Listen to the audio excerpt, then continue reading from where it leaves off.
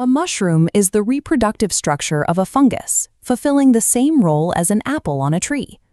Focusing on these visible blooms blinds us to the true engine driving the forest ecosystem. The primary body of the fungus exists entirely underground as the mycelium. This massive, decentralized web of microscopic threads serves as an active subterranean infrastructure. These organisms are heterotrophic eukaryotes, meaning they cannot produce their own food and must absorb organic compounds from their surroundings.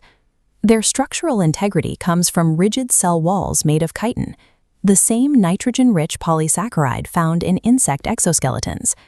This network begins when a single spore germinates into a microscopic thread called a hypha. As these threads branch outward, they engage in external digestion, secreting enzymes into the soil to break down nutrients for absorption. This branching pattern is a sophisticated, self-assembling biological system, the foundation upon which the rest of the biosphere is built.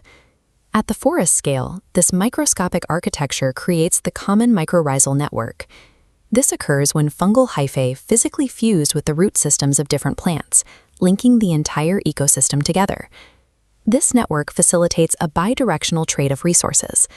Trees provide carbon-rich sugars in exchange for nitrogen and phosphorus gathered from the soil. The network acts as a broker. Large, established trees serve as central hubs, routing excess nutrients to shaded saplings on the periphery. This connectivity also serves a defensive purpose. When a tree is actively attacked by a swarm of hungry insects, it immediately transmits chemical warning signals downward through the underground mycelium. These cues allow distant, uninfected plants to prime their immune responses before the threat arrives. The fungal network can also facilitate fierce competition. Through a process called allelopathy, certain trees hijack these fungal connections to pump toxins into the soil, inhibiting the growth of rival species. These interactions turn a collection of individual trees into a hyper-connected superorganism governed by mycelial intelligence. This aggressive digestive capability can be redirected to address severe human-made ecological toxicity.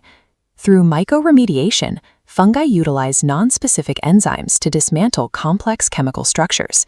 They can break apart petroleum, absorb toxic heavy metals, and even digest certain plastics.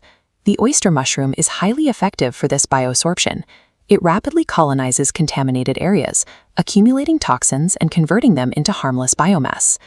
Mycelium provides a natural method for neutralizing chemical poisons, acting as an ecological reset button for damaged environments. The radioactive ruins of the Chernobyl exclusion zone offer a rigorous case study in biological resilience. Researchers discovered specific fungi growing directly on the highly radioactive graphite debris inside the destroyed reactor. These species are radiotrophic, using high concentrations of melanin to shield themselves from gamma radiation. More importantly, they use that pigment to transduce the lethal emissions into chemical energy for metabolic growth. By feeding on radiation rather than just tolerating it, these fungi demonstrate a survival strategy that turns an apocalyptic environment into a power source. We are beginning to partner with these organisms to build an engineered fungal economy. Current biofabrication techniques grow raw mycelium into precise molds to create biodegradable packaging, luxury leather alternatives, and high-strength biobricks used in construction. The lessons learned from Chernobyl's radiotrophic fungi are now being applied to space travel. NASA is currently testing these specific melanin-rich strains aboard the International Space Station. Because these fungi are self-replicating and radiation-absorbing, they could be used to grow living, self-repairing shields to protect astronauts on deep space missions to Mars.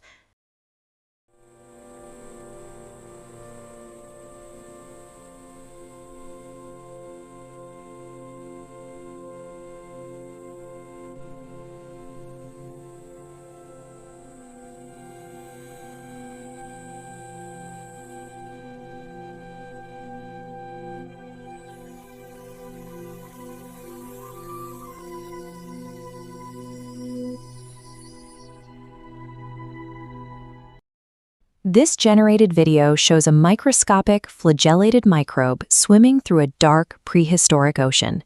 You might expect the story of fungi to start on the forest floor, but their actual origin traces back to these deep, ancient waters.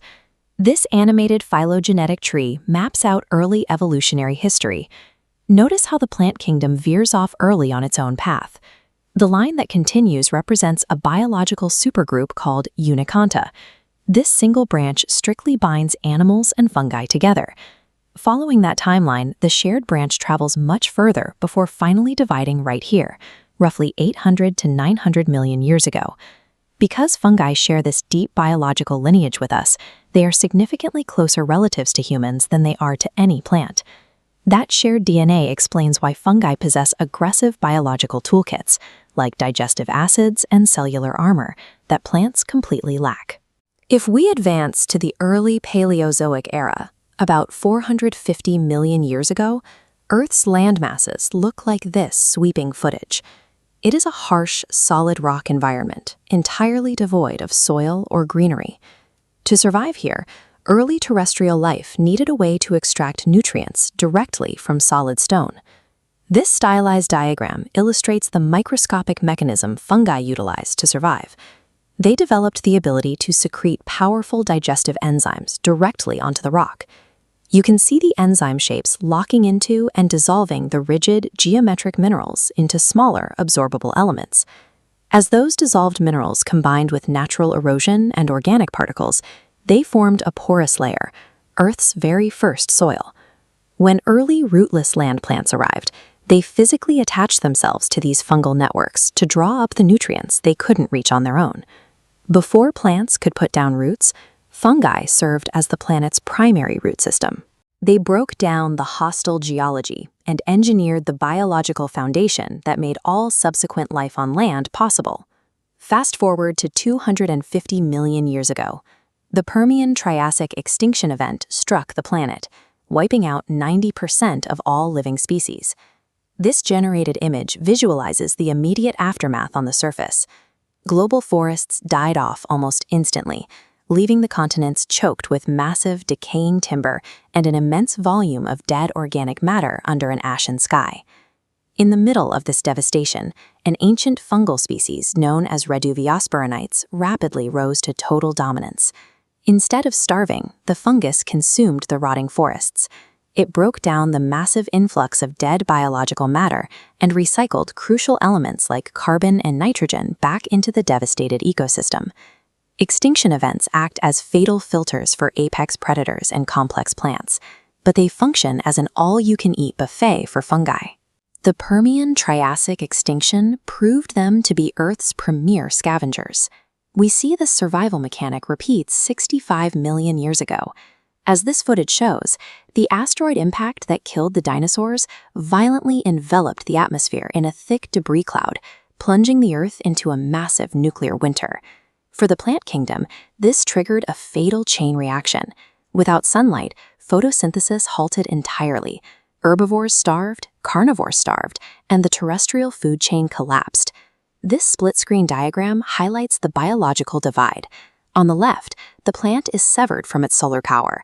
On the right, the fungal network continues drawing energy from decaying matter. Because fungi are heterotrophic, meaning they eat other organisms for food rather than making it from sunlight, global darkness had no negative impact on their survival.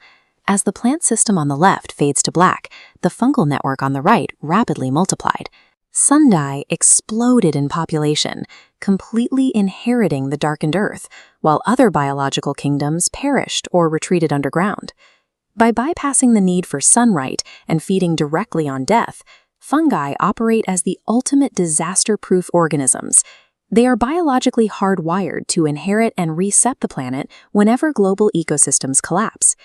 1 billion years of surviving global crises forged a highly specialized physical anatomy.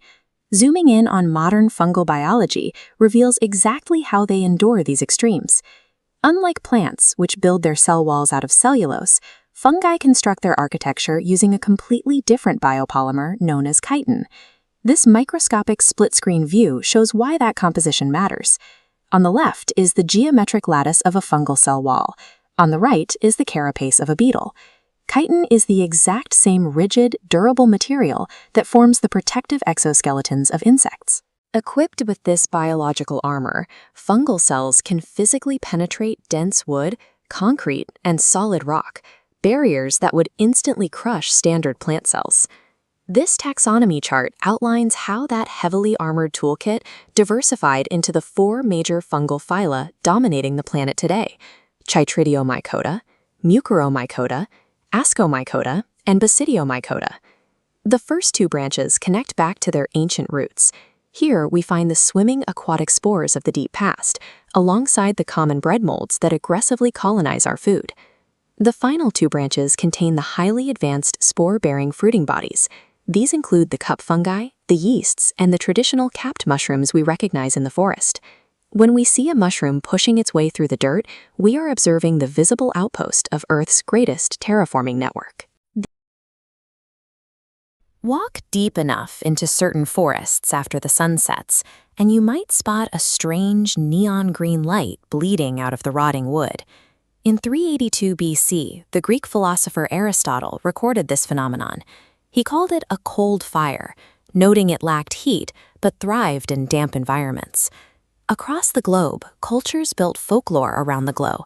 In Japan, these luminous patches were known as kitsunebi, or foxfire, believed to be the breath of magical spirits.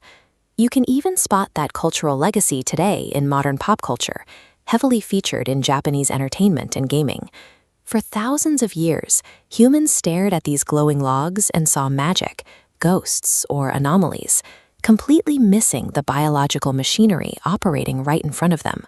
Of 100,000 documented fungal species, only 80 emit visible light. Early scientists dismissed this trait as a biological accident, a useless, energy-burning byproduct of digesting dead wood. But biological systems run on strict budgets. Organisms rarely burn calories constantly for no reason. Every photon emitted represents a metabolic cost. To understand why these fungi pay it, we have to look at the environmental constraints they are trying to overcome. Many of these glowing species live in environments with almost zero air currents, beneath the dense, closed canopies of tropical rainforests or deep underground. Without wind, a fungus cannot scatter its reproductive spores. In extreme, pitch-black habitats like the Waitomo Caves, the air is stagnant. To survive, organisms down here have to find alternate ways to move around. The fungi circumvent the lack of wind by recruiting local insects. They use their glow as an attractant, effectively turning visiting beetles and flies into mobile dispersal units for their spores. This image shows exactly how that works. In experiments, scientists placed glowing green mushrooms in the forest at night. You can see the gills swarming with insects. Right next to it, a dark decoy mushroom attracted almost nothing, proving insects navigate directly toward the light. Here is another technical image showing how the strategy works across different ecosystems. This species, Omphallotus japonicus, is successfully attracting a snail and a millipede to its surface. The glow is an ecological billboard. It's a highly evolved communication system engineered to keep the fungi reproducing in complete, windless darkness. To understand how a mushroom physically builds a billboard out of light, we have to look closely at its molecular machinery inside the laboratory. The process starts with hispidin, a metabolite isolated within the fungus. The enzyme hispidin 3-hydroxylase reshapes this into fungal luciferin. When mixed with oxygen and luciferase, the molecule destabilizes. To return to a resting state, it sheds excess energy, firing off a continuous greenish photon. This chemical engine is tied to a strict circadian clock. The fungi ramp up enzyme production at night when the light is visible to insects, and dial it down during the day to conserve energy. In 2015, scientists mapped every step of this highly efficient cycle. By doing so, they acquired the exact chemical blueprint needed to build it themselves. The blueprint revealed a biological coincidence. The primary building block of fungal light, caffeic acid, is a common metabolite found throughout the plant kingdom. Researchers realized they didn't need to build the system from scratch. They could simply copy the specific fungal bioluminescence genes and splice them directly into the DNA of completely different organisms. The results are immediate. Scientists have successfully grown transgenic tobacco and petunias that glow brightly on their own. They require no external chemical sprays or blacklights. The plants simply run the fungal cycle and emit light continuously. In medicine, this pathway provides a non-toxic bioimaging tool. By attaching these genes to cancer cells, doctors can watch a tumor's exact movement and growth through a living host in real time. Urban bioengineers are now looking at scaling this up. They are testing ways to splice the pathway into large trees, aiming to create sustainable, energy-neutral streetlights that operate without an electrical grid. We started out looking at rotting logs in the dark, imagining ghosts and magical foxes. Then we learned to read the signal for what it was, a desperate, brilliant survival tactic to attract a few passing insects. Now we've extracted the code behind that signal. While current laboratory plants emit only a soft glow, their efficiency proves the mechanism is fully transferable.